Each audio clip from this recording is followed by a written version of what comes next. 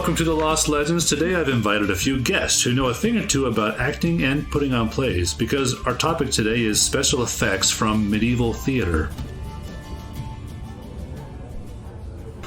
So this is a first for the Lost Legends. We have three guests who I happen to know are experienced in theater. I've done a little bit behind the scenes, but these three have done things behind the scenes, on stage, writing, and since we're talking about what happened in medieval theater, they are the perfect guests. So first of all, tell me, who are you? Well, my name is Christine Hand-Jones, and I happen to be very close to this particular podcaster. I'm Adam's wife, and I have been on the stage, and I've written music for the stage for some productions of Shakespeare, which I guess is as close to medieval as I've been. Excellent. I'm really glad you're here, Dr. Jones. Thank you. That's right. That's Dr. Jones, and he has to call me that. And Dr. Jones, my wife, her work in Bob Dylan's scholarship is interesting because some people like to think he's the most recent expression of the medieval bard. I don't know if that's true or not, but people like to say that. Well, he's definitely stolen a lot from the bardic tradition, especially from the Irish bardic tradition. But that's probably a topic for another podcast. Megan? Yes, I'm Megan Miller. I have worked behind the scenes, on stage. I've performed, directed, produced.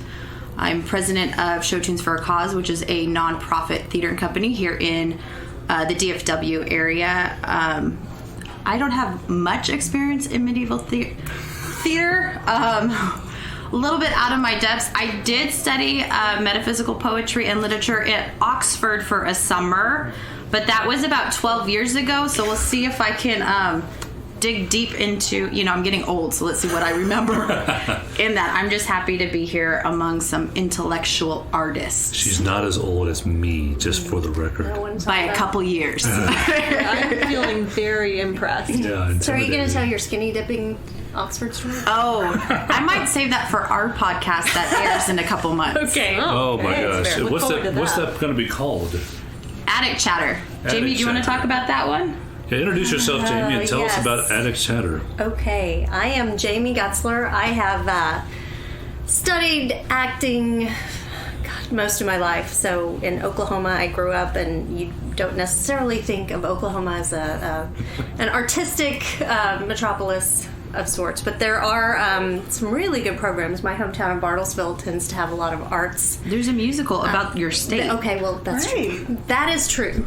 But I studied at the Oklahoma Summer Arts Institute in high school, which was a program where they brought in professionals to a beautiful resort, Quartz Mountain, where we would go study. And, of course, they had all of the different disciplines. I studied acting and then went on to get my BFA in theater performance from the University of Oklahoma. So I have dabbled a little bit in medieval theater, but Attic Chatter is our podcast coming out where we talk about the day-to-day lives that we lead these days, and also dig into some of the historical facts around theaters, ghosts in theaters, superstitions around theater, and be a lot of things fun. that are near and dear to our heart. I mean, who doesn't like good traumatic first date stories, like the guy who licked my face on the first date, to Jamie's youngest son who smears poop on the wall, and then it leads into every historic theater has a ghost story, including the Hyperion Theater at Disneyland, California, where I used to work. Whoa. Amazing. Okay, So. I can't wait for this podcast, y'all. It's going to be great. So I forgot to mention, so Megan, you do hair, which... Yes. But you don't just do hair, you're some kind of special artist. I'm a wizard. I remember the first time you saw one of those cakes that wasn't a cake, it looked like something different, and then you were blown away that it was a cake. I see pictures of you doing hair on people, and I don't understand what I'm looking at. And it's hair, but it's art. It's an incredible thing. So it's the highest level of hair doing one can. I don't even know. I clearly don't have the vocabulary for what you do, but it's incredible. Thank you. I appreciate it. So I not only specialize in wigs, one of some of that's great grammatical English. Thank you. Studied at Oxford. I know. That's my literature right there. And this is why I do hair. Yes, ma'am. One of my favorite projects was when I did a production of Beauty and the Beast for Stage Door here in Plano, and I created the wardrobe. What was her name? Madame de la blah blah blah. When she was enchanted, I created her wig, which was based on a Marie Antoinette, but it was completely made out of paper, and I took old Broadway sheet music and cut up and completely created it. It was a thing. It was beautiful. It is still in my apartment on display. As it should be. And so I got my start in wigs working for Disney back in California, where I'm from. And now I am a stylist trainer for Hair Club, and I work with hair replacement. So most of my clients that I work with are experiencing hair loss, whether it's full alopecia or they've just started thinning. And so I get to give clients back their confidence, give them their hair back on a day-to-day. Mm-hmm. Excellent work.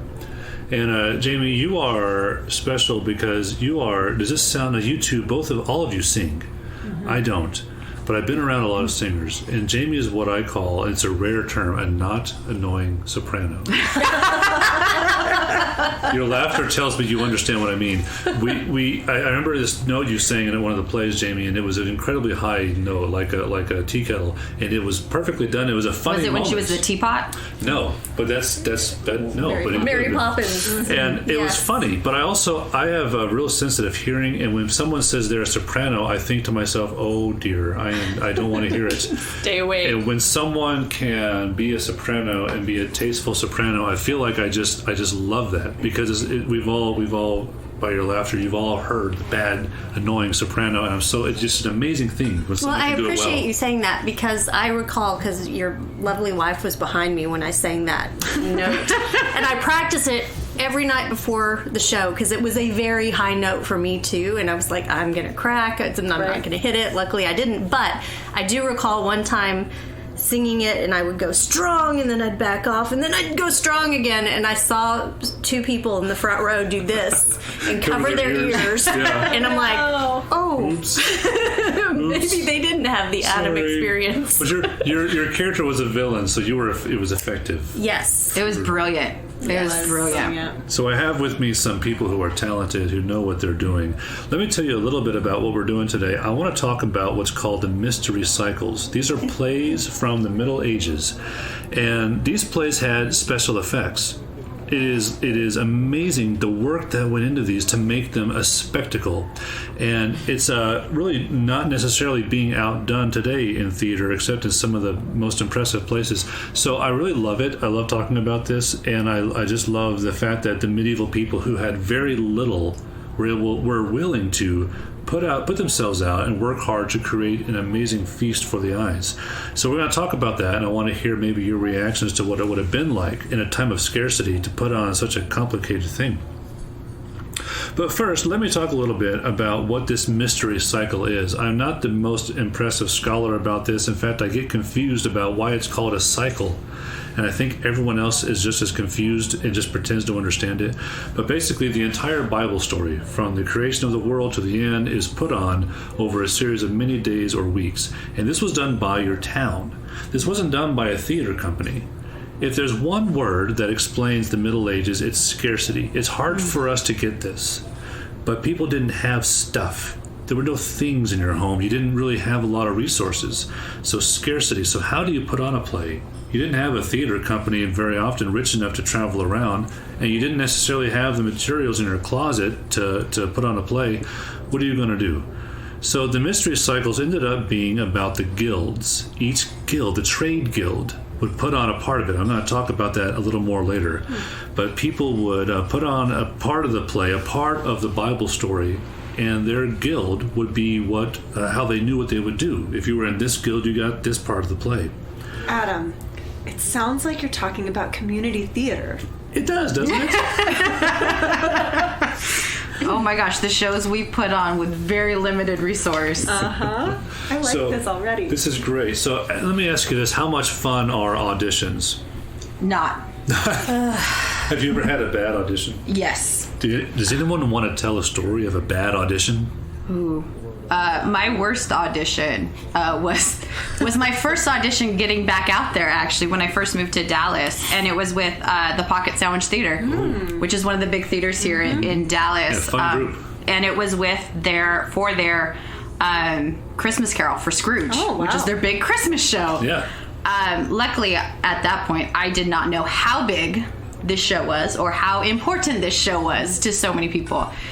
And when you audition for this show, if anybody's been to their theater, there's no like waiting room. There's no lobby. So when you're waiting to sing, you're waiting out in the audience and you're watching everybody else sing, right? So as I'm waiting to sing, this little 16-year-old is singing.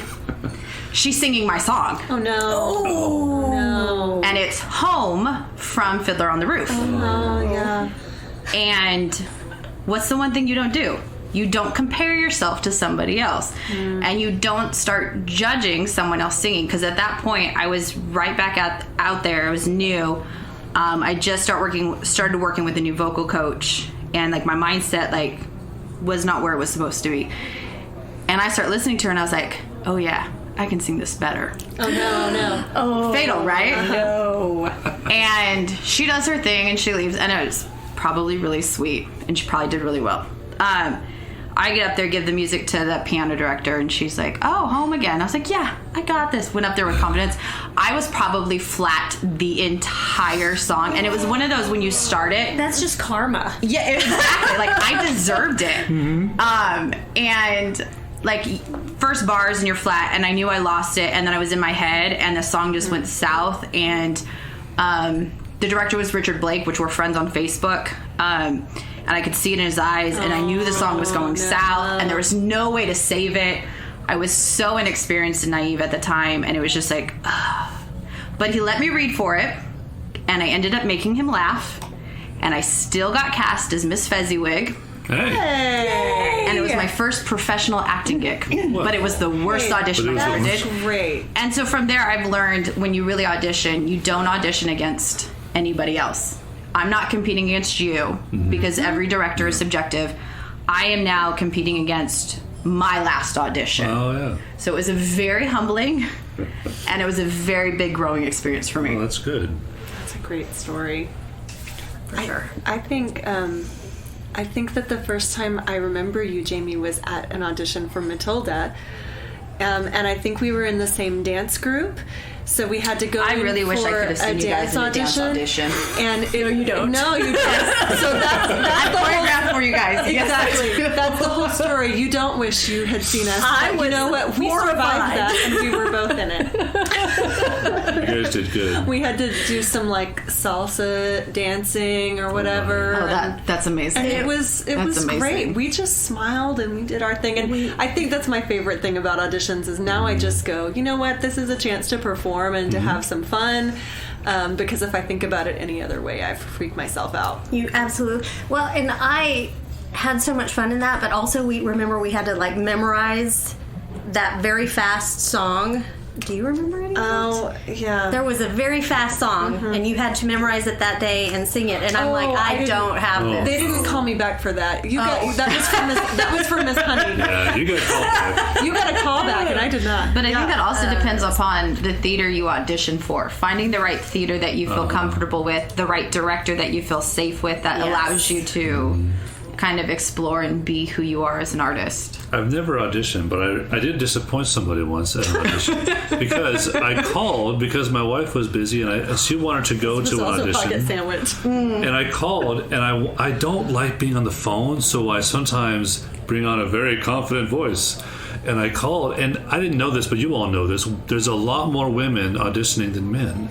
And there's more male parts a lot of times than women. So they're dying for men to try out. So I called this number trying to tell them my wife wants to have an audition. What's a good time to show up? And I said, hello there. I'd like to audition for your play. And they were like, this is great. We're so excited. When do you want to be here? And I said, oh, it's for my wife. And they were like, Oh. Because apparently 6 million women had already auditioned. It's true. And they had no Yeah. men. They thought I was some actor and I mean, no, I can't act. I don't know what You can. That's why CA wanted to get you in the play that we were in last summer. See, that's the problem. I can pretend I can act, but once I have to do it, Acting doesn't is happen. pretending. Yeah, it is That pretending. is what know, it it's- is. it's That's the whole complicated. definition of it. It's complicated. Right But imagine if there was no more auditioning.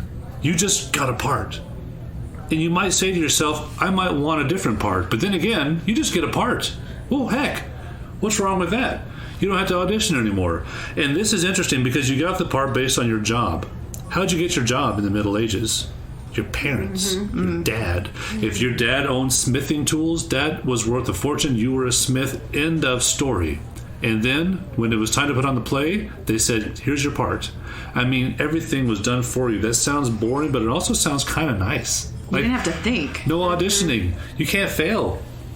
Oh, I have a bad audition story. Tell me. It's the time I was scarred as an 8-year-old when I was in this children's theater program where instead of auditions, they had people raise their hand for the part they wanted.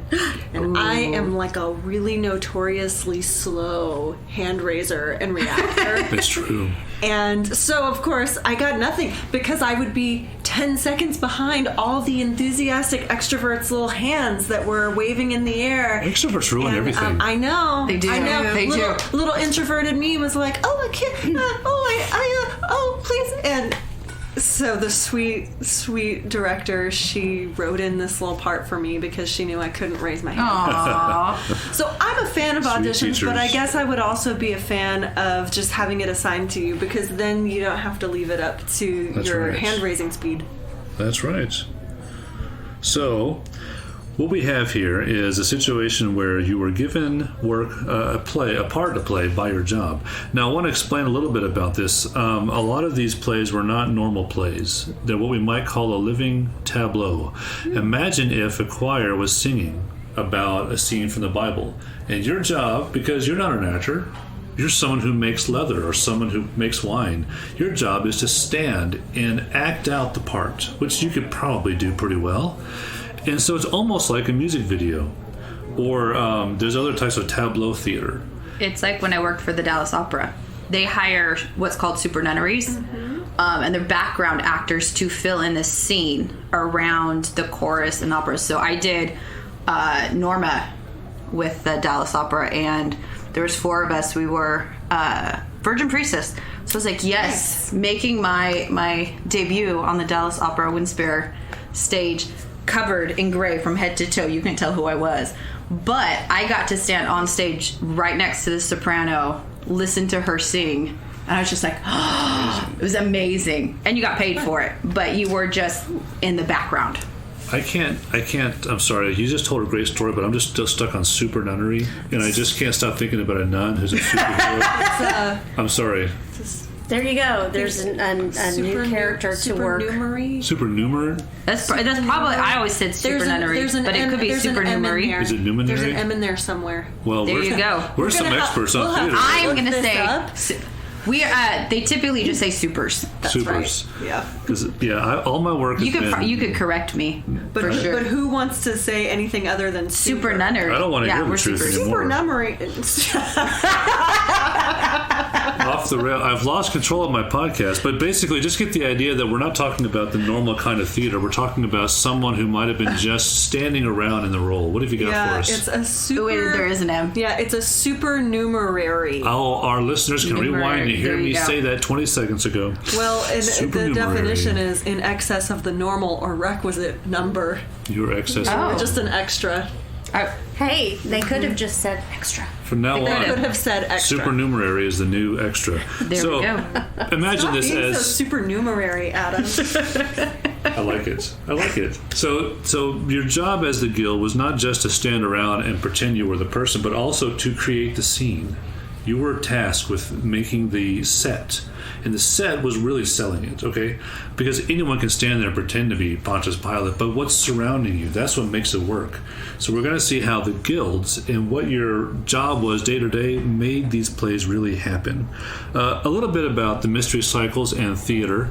These mystery cycles were somewhat banned in the 13th century by Pope Innocent III. Now, he is one of the most annoying people in history. Have you ever had a boss who was a new boss, came in and began changing things for no other reason than they just wanted to change things? Yep. That's Innocent III. He also was an extremist, and he was one of those people, if you could just take certain people out of history, he's one of them. And he said that the people who worked at church, the monks and the priests, had to stop being in the plays. Now, it's not clear why, but it's awesome because that meant the people got to make the plays. And they did it on their own. The church wasn't paying for it. They just wanted to do it. People love it. And you already explained why. It's fun. Isn't theater fun? Yeah. Would you say you've made a lot of money in theater? No. Would you say you've lost money in theater? Don't answer that. Invested. And Invested. people, there are historians who say, we don't know why people were still doing the plays. And I think, I don't want to be on stage, and I know why they were doing it, because it's fun. Theater is so much fun. I never want to stand on stage, but I love being a part of it. It is a blast.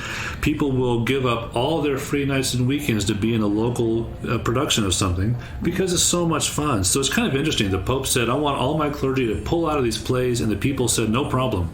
That gives us more room to work. Interesting thing about Innocent III, people who listen to the Lost Legends remember from my vampire podcast, King John. King John was a wicked king among wicked kings, and the nobles said, we're going to make something that will force him to abide by the law. What was that called? The Great Chart. It's called the Magna Carta. And the Pope, Innocent III, he said, nah, I annul that. I say that doesn't hold water. I don't like the Magna Carta. And he has to be the only person in history who didn't like it. So Innocent III is just one of those annoying people. But it didn't matter that he didn't like the theater because the people loved it. He didn't try and stop them from loving it. But it was formally banned in England, these particular mystery plays, in 1534. Now, I don't expect people to memorize dates, but does anyone know what happened in 1534? This was the English Reformation, Henry VIII. And I cannot seem to do a podcast without mentioning Henry VIII. And I don't even like the guy. No one likes the guy. He's a lunatic. But one thing that the Reformation came up with is, why don't we stop having plays?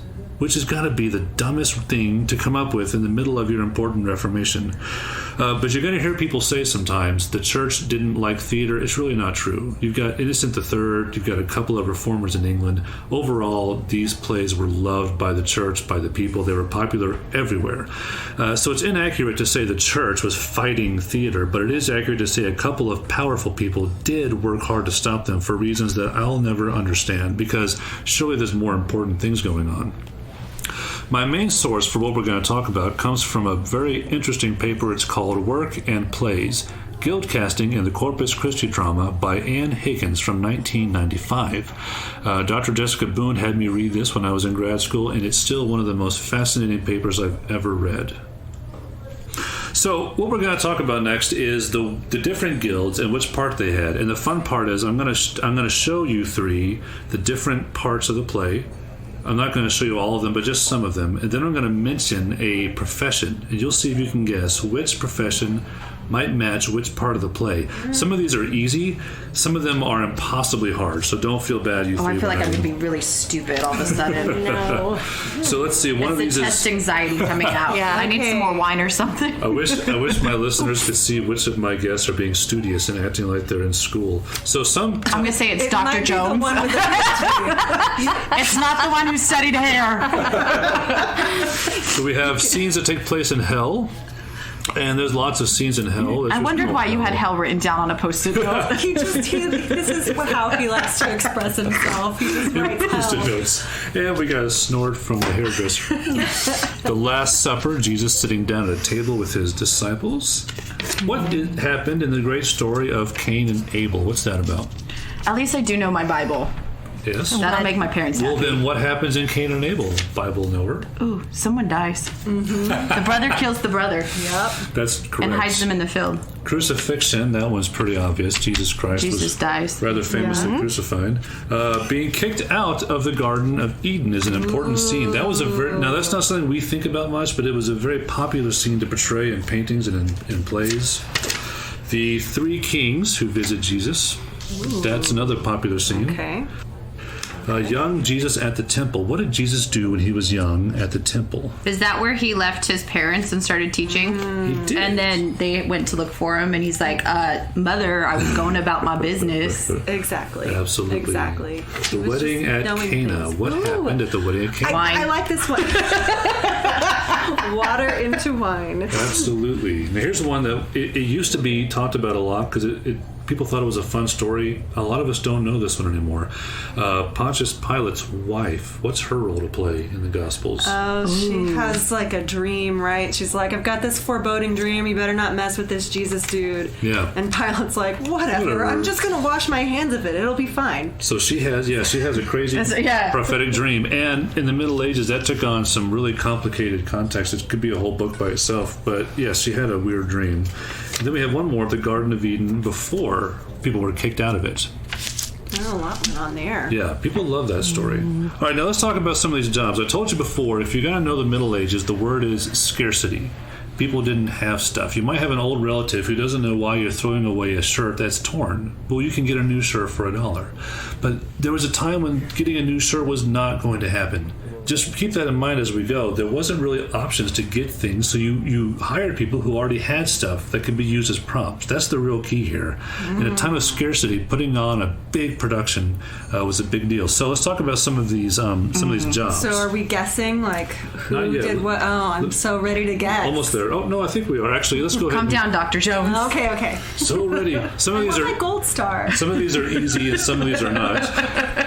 Before you guess, let's just find the job. The first one is the scrivener. If you were a scrivener, what is your job? Now, don't look at which scene it is. Just tell me what that means to be a scrivener. Dr. Jones is moving her hand in a pattern that suggests It means writing. you make copies of things. Like a... Yeah, by hand with the writing. Fantastic. Okay, so of these different scenes we talked about, which one might the scrivener be asked to do based on which props they could provide? It's hard. Maybe the... Well, because they're writing down what's happening, right? Mm-hmm. Is what they would do. Well, they might write anything down. They might write down have- what they were told to write down or stories. So it could be young Jesus at the temple. They could be writing down what Right. Jesus was saying. That's Ding, ding, ding. good. But- Good job. So you're absolutely right. And usually Jesus is shown with a scroll. With a scroll. They knew which things were associated with which scene. We don't really know that because it kind of fell out of style. But a scroll, a little boy holding a scroll, people knew that's Jesus teaching in the temple. How interesting. Okay, so we got one down. We got one down. All right. Job. Great, good job, Mickey. All right, so here's another one that's relatively easy. If you were the baker, which might be yours, The Last Supper. the Last Supper. Yay! I was originally thinking caterer, but you know. That'd be the wedding. That would have been a good guess. But absolutely. So a bunch of people sitting at a table with food, the bakers show up. I mean, it's obvious. And again, they don't have to act. A choir might be singing about the Last Supper while they just show it. Do their business. And isn't that a beautiful thing to imagine, like a music video? Yeah, that's And then cool. do we all get to eat the bread afterwards? I mean, it's a party. It's expensive. I don't know if they gave the bread away or not. I'm but sure somebody ate it. someone must have. Maybe can't they really waste maybe it. the actors ate it as they were acting out the yeah. Last Supper. They really went through it. That's the I best mean, job probably to have. Judas. Method stole acting. it. Method Yes. acting. Wouldn't that be Bread. the best role to have? It's I love worth carbs. the insulin. Here's one. I'm going to give you a hint.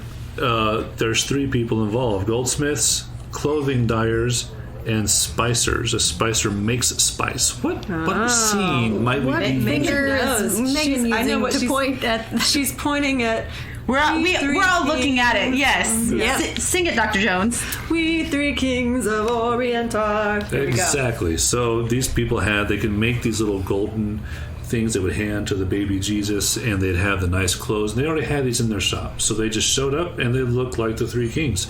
And that's how you made that scene happen. That's so cool. Here's a little tougher one, okay? This is tougher. First of all, let's talk about the job. A grocer. You think you know what that is. But instead of someone who runs a store, a grocer used to be an importer of many things, like a wholesale food importer, often coming from. That's where I was going to. So you might say, like, this person might have a particular fruit or a particular whatever, and they might have it in wholesale. That's one. But there's another group. They worked with another group sometimes called the RAF men. Now, this is new to me. What's a RAF man do? Like wrath, as in like the wrath of God? RAFF. That's a good wrath. guess. Wrath. Yeah, I was with you on RAF. Wrath, like what is like RAFF? See, oh no, I'm thinking RAFT. I don't know It might be what like this is. rafters, but I'll tell you, because this is a bizarre word. Rafters imported timber. So you have grocers and you have people importing timber, and they were both asked to put on the same part of the play, the same scene from the Bible. I think it is what you think. You think this one? I It is mean, not. We think it's not crucifixion. It is not the crucifixion. Okay. I think it has to do with the Garden of Eden. Oh, I don't know why I got got closer. okay. Jamie is right, and this is I told you this is a tougher one. So Jamie is correct. We have the Garden of Eden. Now imagine the grocer has wholesale imported grapes or wholesale imported, I don't know, pineapples. Oh, And because they're laying creating the Garden of around. Eden. So they're just making the scene. Oh, okay. Now the RAF men is a little odd, and some people think they might have had trees that they could, or something that looks like trees. So between trees and a whole bunch of fruit you don't have to work hard to get, you've got the Garden of Eden. Oh, wow. I told you, some of these are not easy. It's All right. fascinating, though. Good job, Jamie. Thank you. Well Look done. at you. So here's another one. You know what an armorer is? They make armor. What about a Ferber? It's not a little doll that repeats what you say. Those are so creepy. Well, that's okay. I went to, what do they call them? I would mispronounce the word, and it's inappropriate, so we're just going to keep going. All right. Now we're all going to wonder. For a later podcast episode. So the Ferber. It's a type of wig. Just Oh. Wow. No. Okay. All right. We'll have to wait on that one. Ferber, and it has to do with furbish. A Ferber was someone who took armor and would furbish out rusty places. So armor. This one's pretty hard, actually. Which scene might the armorers and furbishers work on? I think it's being kicked out of the Garden of Eden Why? because of the angel with the flaming sword. Well done, Dr. Jones. wow. So this goes back to iconography. Wow. So part of it is the sword. There's a flaming sword, but also in many paintings, This is why I should just drink more. in many paintings, the angel that kicks them out of the garden is wearing armor. So if you were the armorer, that got to be your job. Show up in a suit of Wow. armor, throw two people out of the Garden of Eden. I have to confess that I was just waiting for you to say something about swords because I just You just knew. I just knew. Okay, here's one that's funny, and this is a type of job we don't have anymore, but we all know what it means. But what does it mean to be a husbandman? Well, Adam, you're a very good husbandman. Well, thank you, but I'm husbandman. actually not, according to this. Oh no! what does But it you know mean? who was a good husbandman? Abel. No, you're wrong. I'm wrong? And you're jumping ahead once again, Dr. Jones. I'm only asking you to tell me what the job title means. If you were in the Middle Ages and a man introduced himself saying, I work hard as a husbandman. Husbandry is what we're getting at here. So those involved in husbandry, which of these roles might they play? I'll give you a hint. I forgot to write it down on one of the cards. So my Cain and Abel guess is really close, good as anybody's. Yes. So yes, you are correct in that it wasn't a bad guess. But Okay, so sheep, cows. Let's get some Bible stories. what sort up of in Bible here. story might the animal husbandry specialist? Is there Noah and Ark? Noah and the Ark? I'm That- sorry. It's okay. You know what? These aren't all the same, and it wouldn't surprise me at all if the husbandman worked on Noah's Ark. In some of the bigger York plays, it was the nativity scene. But Noah's Ark was part of the cycle, and I'll bet you they were almost as often doing Noah's Ark. Sorry, that one got a little weird because I forgot to write down the notes, but you get the idea. You're good at animals, and therefore your job is to do these animal scenes. You could probably also do, what was it, Abraham? When he took his son up Yes. Oh, man, for the yeah, lamb. absolutely. Yeah, those guys were busy, I think. And that seems like the husbandry hardest job people. because everyone knows a story of some church that tried to bring a real animal into the room. Well, you Yes. don't work with children and animals. It's the rule in theater and film. I mean, people have seen animals try to eat people on stage, and people there's animals that have relieved themselves in the middle of the pageant. I mean, Yeah. just if you're listening, don't bring animals into your church on Easter. Please stop. It's just not going to Or work the out. real donkey for Palm Sunday. Yeah. Yeah, It's, just bad idea. All right, so this one's going to be a little bit easier. The taverners and winemakers. What? Oh, yes. I was waiting for that. The wedding. of course, we would know this one. You're all pointing eagerly at the wedding at Cana when Jesus turned water into wine. So that was an easy one. I should have put that one early on. This is a tough one, so don't feel bad, but just go ahead and give it a guess. Saddle makers and glass blowers. What on earth do they have in common? Fire? And horses. Might be hell. Saddle makers and glass blowers, and actually, fire isn't that far off. So then maybe it is that Could one. be hell. So this is a tricky one because I don't know the first thing about making glass or saddles, but according to wiser minds than my own, both involved cauldrons. Now imagine that you've got a few people lining up their cauldrons, letting it get steamy and stirring them up, and this is your vision of hell. So you're absolutely right. The saddle makers and the glass blowers got together to create a scene of hell with their cauldrons. Now, it's easy for me to think, well, why can't you just go buy your own cauldron? But remember, scarcity. You don't have your own cauldron. You haven't got Walmart to buy one.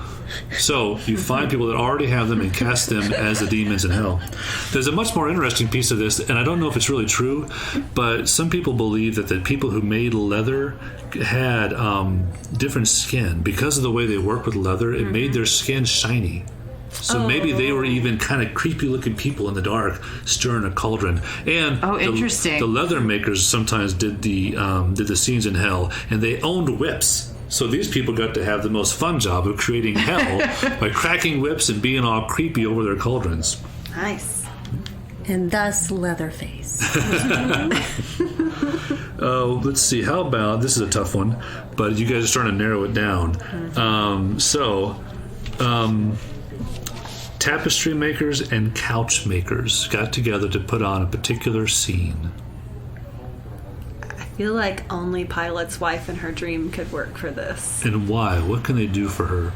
Make her look like she's living in the lap of luxury and, They could set the sleeping.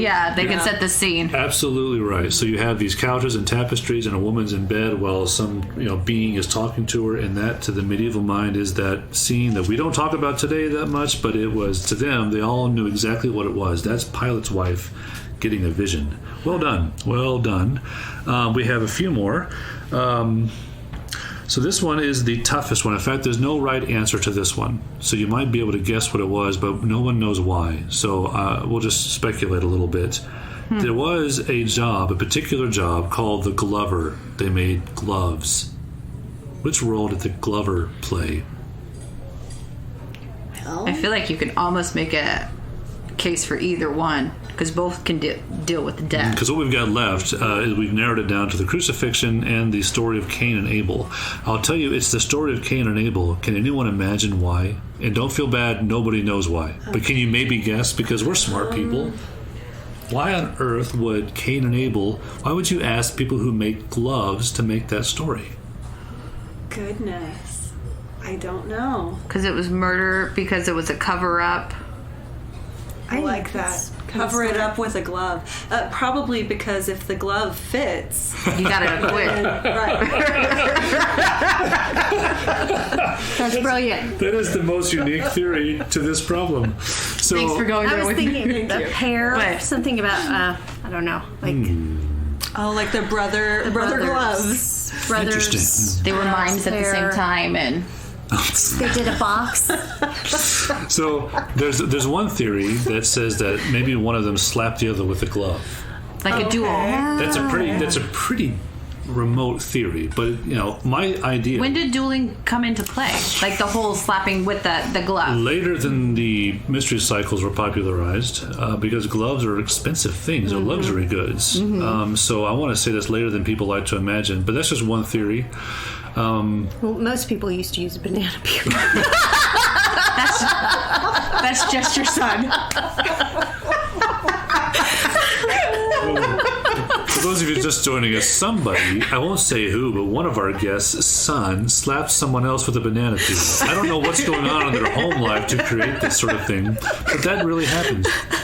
So one theory that I've had, and this is just a wild guess because I have no evidence, but what if a glover, you ever seen how dyeing things can go wrong? And you might even have byproducts of creating things, like a shirt that is covered in dye, but it's kind of your test shirt or maybe your work shirt. What if you have a pair of gloves that are red?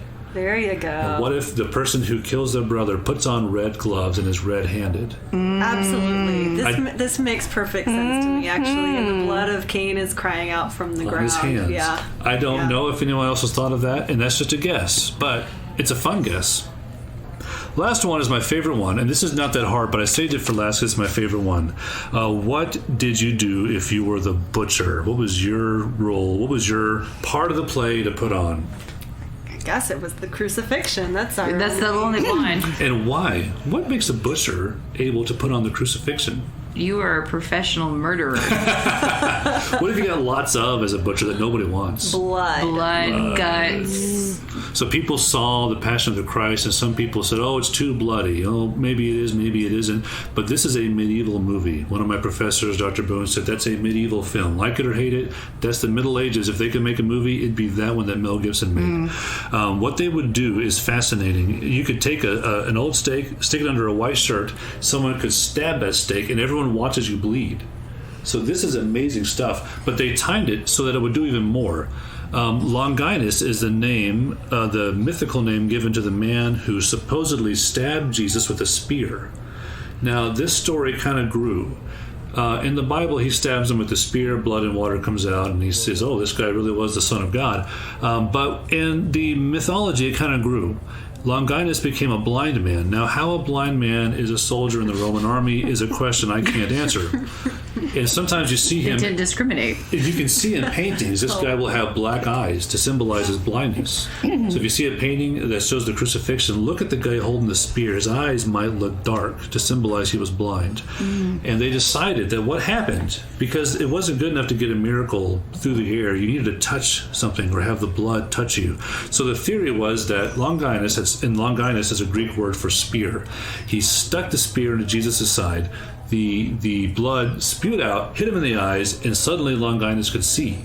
That is the story of Longinus. The butcher's job was to try and make this happen. Try and get blood in some kind of a sack or something so they could stab it, get it on their own face, and then say, "I can see." It's like the first special effects artist. Exactly. Yes. Exactly. There's so many special effects artists who take so long to get that effect. So the butchers had the most fun job, I think. That's crazy. If you ever Also the grossest. It's the grossest, but it's awesome. If you ever watch Face Off on Sci-Fi, they have one small challenge because it's all special effects artists trying to make it to the top.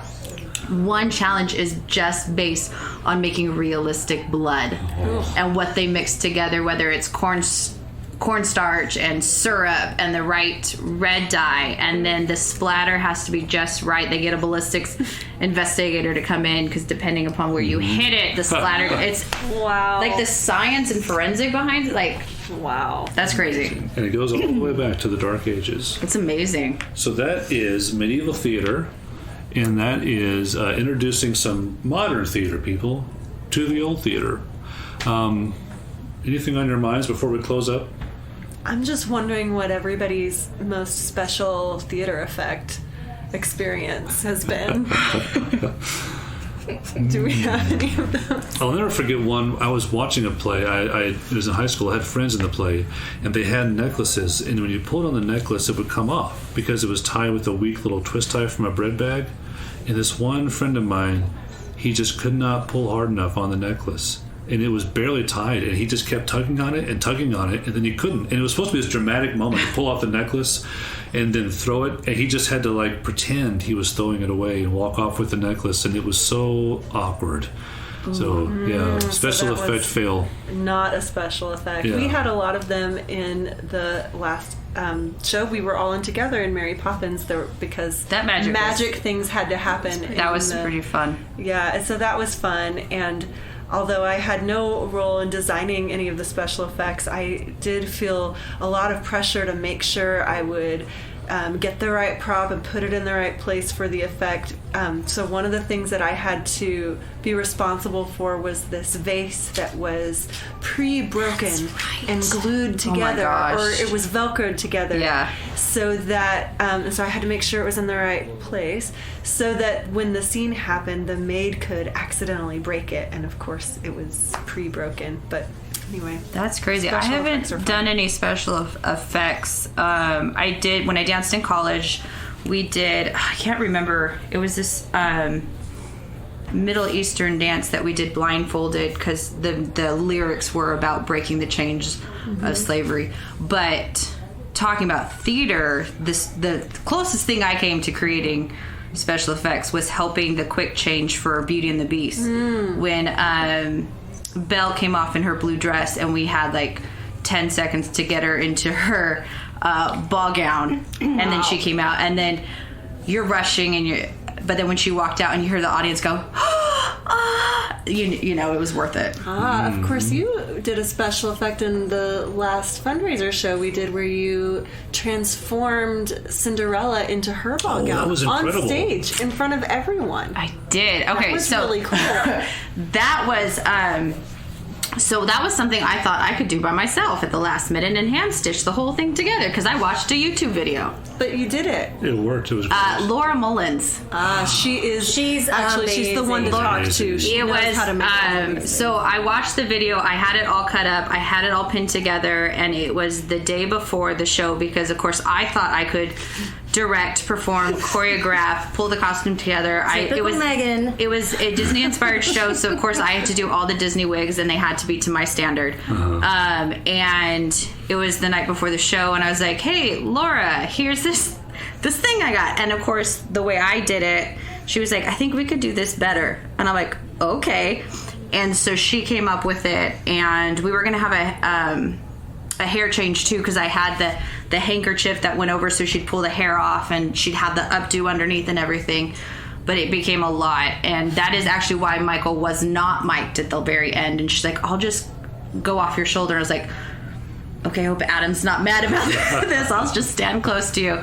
But it was one of my favorite numbers. I loved playing the fairy godmother, and that's good.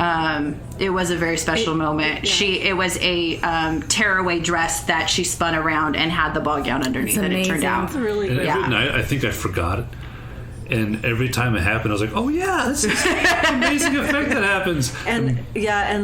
So Laura and her sister Emily, they did all the special effect things for Mary Poppins, and they did the thing from Sword in the Stone. That's right. They put on the Madame Mim really and Merlin Wizard Duel, which is one of my favorite movies, and it touched me every time I watched it. And their effects, their practical, simple-looking effects, which are actually very complicated, are so incredible. And it's amazing. What I love about community theater is I don't really need billion-dollar effects to feel something when I watch a good play. And the people watching the the mystery cycles, it didn't matter if it was just the grocer laying out their stuff. It brought the Bible to life, or it brought the play to life for them, and it made these amazing special moments. Yeah. Something that people talk about sometimes, and I already mentioned this, but I'm going to kind of come back, is why would you do these plays? Which is a weird question. Why would you play a demon? People didn't like demons. Why would you play Pontius Pilate? People didn't like Pontius Pilate. And I think you guys already knew the answer. It's fun. It's fun. It's so much fun. People did it when nobody asked them to. They just made these things. And the guild spent their own money just to make it happen because, in my opinion, it is that much fun. It's so easy to have passion for theater. And when I read these things about the guilds working on these plays, I feel the same way as when I watch you guys work on things. That passion that you just can't deny It makes you stay up late and, go up past your bedtime and spend your own time and energy on a thing just because you want to. That passion's always been there in people. And I just love knowing that. And I love knowing you guys, and I love seeing that passion for theater happen in the past and happen right in front of me, and know that it kind of brings us together with those people who lived so long ago. To add to that, part of the passion, it's fun to put it together, but especially when you find a story that you feel needs to be told. So you've told me before, Megan, that it's the same stories, but it's saying it in new ways, and that reaches new people. That's incredible. Absolutely, yeah. Because we all have our own individual viewpoint. We've all have our own individual experiences. And so we can all bring that to the table as we retell these stories over and over. And that's important. Absolutely. But it also brings us together. It brings a community together. Yep.